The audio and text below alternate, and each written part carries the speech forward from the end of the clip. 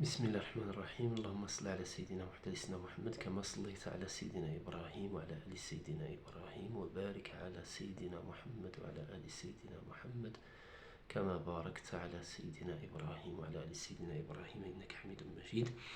Mes amis, assalamu alaikum wa rahmatullahi wa barakatuh.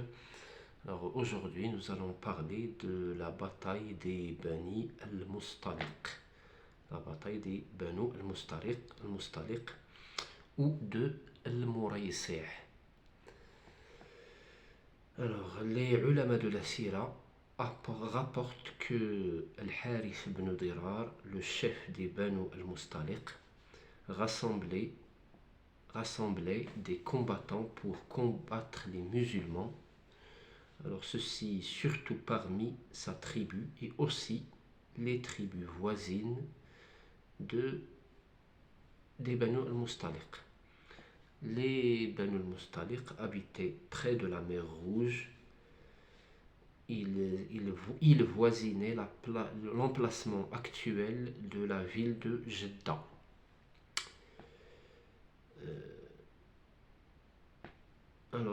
Étant informés de ce fait, les musulmans ont décidé de les attaquer chez eux.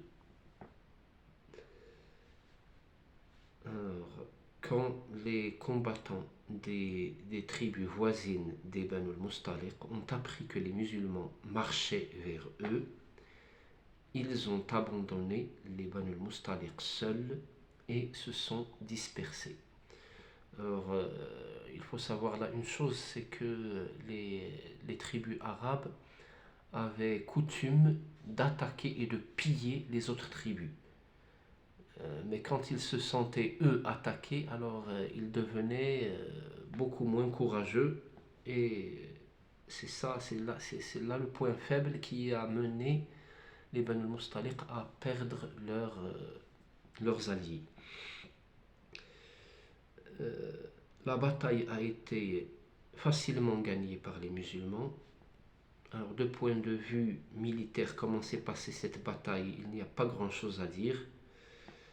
Mais il y a un fait remarquable, c'est que cette bataille-là a connu la présence d'un bon nombre d'hypocrites. Et ceux-ci ont causé pas mal de problèmes aux musulmans.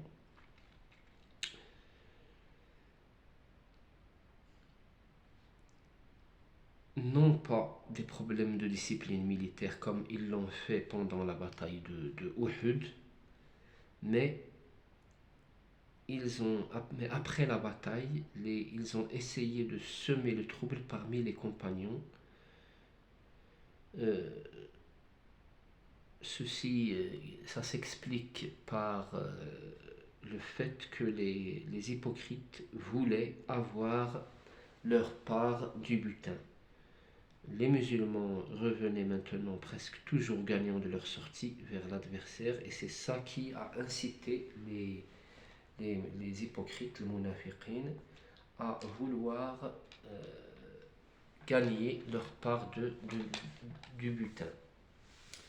Alors comment ils ont fait pour semer le trouble parmi les compagnons? Il y a deux faits importants, deux choses importantes dont on doit parler. Alors le premier, c'était une parole du leader des hypocrites, des munafiqin. Il s'appelait Abdullah ibn Ubay ibn Salul. Il avait dit: quand nous reviendrons à Médine, les plus honorables ou bien les plus forts en chasseront les ignobles ou bien les plus faibles. Alors, le deuxième fait, c'était l'incident d'Al-Ifk. Alors, aujourd'hui, Inch'Allah, je me contenterai de parler du premier et je laisse le second pour un autre jour, Inch'Allah. Alors, qu'est-ce qui a mené au premier fait, à la parole de Abdullah ibn Ubay? Alors, il y a eu une banale dispute pendant que les compagnons puiser de l'eau dans une source ou un puits entre un Ansari et un Muhajir. Alors, informé de cela, le grand hypocrite Abdullah ibn Ubay ibn Salul a dit aux gens qui étaient avec lui, il y avait beaucoup des hypocrites comme lui, il y avait certains de sa tribu de l'Khazraj. Alors il y avait un jeune homme qui s'appelait Zayd ibn Arqam présent à ce moment. Alors qu'est-ce qu'il a dit? Il a dit, eh bien voilà, ils l'ont fait. Il se montre arrogant avec nous, chez nous. C'est comme il a été dit autrefois, tu as engraissé ton chien, puis il t'a mordu. Je jure par Dieu que, revenus à Médine, les plus honorables et les plus forts en chasseront les ignobles ou les plus faibles. Puis il ajouta, c'est vous qui vous êtes mis dans cette situation.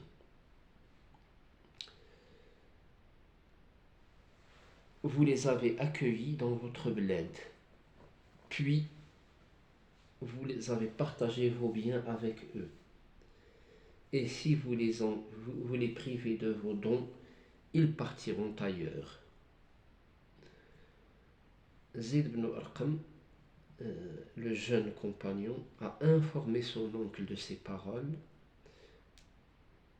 et son oncle en informa le prophète sallallahu alayhi wa sallam. Était présent à cela avec le prophète Omar ibn al-Khattab, qui suggéra au prophète sallallahu alayhi wa sallam de charger quelqu'un d'assassiner le grand hypocrite Abdullah ibn Ubay ibn Salul. Non, répliqua le prophète sallallahu alayhi wa sallam. Après, on racontera que Mohammed tue ses compagnons. Voilà, telle était la réponse du prophète sallallahu alayhi wa sallam à Omar ibn al-Khattab. Mais plutôt, alors qu'est-ce qu'il lui a dit? Il ajouta, mais plutôt, dit aux gens de lever le camp. On va partir maintenant. On ne va pas rester là. On va lever le camp et on va prendre la route vers Médine. Ceci à un moment de la journée non approprié pour se déplacer dans le désert. Ils ont alors longuement marché vers Médine. Alors les ulama de la Sira rapportent qu'ils ont marché toute la journée, toute la nuit et une bonne partie de la journée suivante. Et ils se sont arrêtés qu'après un total épuisement. Ils étaient très fatigués et une fois à terre, tout le monde s'est endormi. C'est là la sagesse du prophète sallallahu alayhi wa sallam. Il ne voulait pas laisser l'occasion aux compagnons et aux hypocrites de continuer cette conversation initiée par le grand hypocrite Abdullah ibn Ubay. Il faut tourner cette page le plus vite possible pour que les choses il ne faut pas que le problème s'accroître. Alors l'hypocrite quant à lui est venu vers le prophète sallallahu alayhi wa sallam et a juré de n'avoir rien dit de ce qu'a rapporté Zayd ibn Arqam radiyallahu anhu. Alors ceci a mis ce dernier dans un chagrin. C'est normal, il avait peur d'être traité de menteur. C'était son honneur qui était en jeu.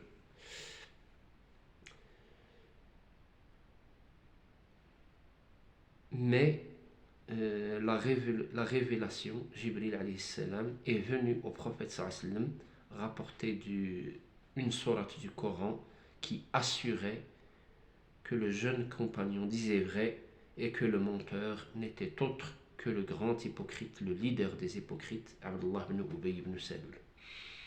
C'est la sourate de Al-Munafiqun, la sourate des hypocrites. Alors, une fois arrivé à Médine, le fils de Abdullah ibn Ubay, son fils, empêcha son père d'y entrer et il lui dit: après ce que tu as dit, tu n'entreras à Médine que si le prophète sallallahu alayhi wa sallam te l'autorise. C'est lui l'honorable et c'est toi l'ignoble. À l'arrivée du prophète sallallahu alayhi wa sallam, il autorisa à Abdullah ibn Ubay de rentrer à Médine. C'est ainsi que c'est tel que le prophète sallallahu alayhi wa sallam a réussi à tourner cette page. Et on s'arrête là. On parlera, Inch'Allah, de l'incident de l'Ifk prochainement. Je vous prie de bien vouloir vous abonner à cette chaîne, d'activer les alarmes et pour recevoir toutes nouveautés et de nous aider par un like. Merci à tous. Salam alaikum wa rahmatullahi wa barakatuh.